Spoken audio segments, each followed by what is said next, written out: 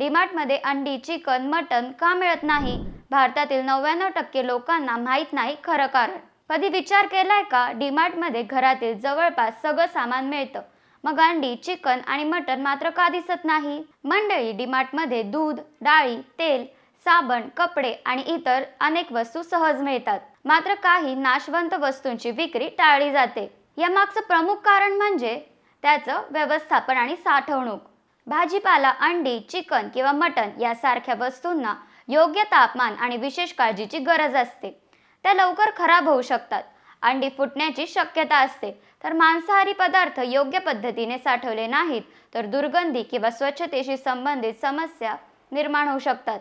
त्यामुळे अशा वस्तूंची हाताळणी, साठवणूक आणि ताजेपणा कायम ठेवण्याची जबाबदारी अधिक गुंतागुंतीची ठरते. याउलट डीमार्टमध्ये तुलनेने जास्त काळ टिकणाऱ्या आणि सहज साठवता येणाऱ्या वस्तूंवर भर दिला जातो.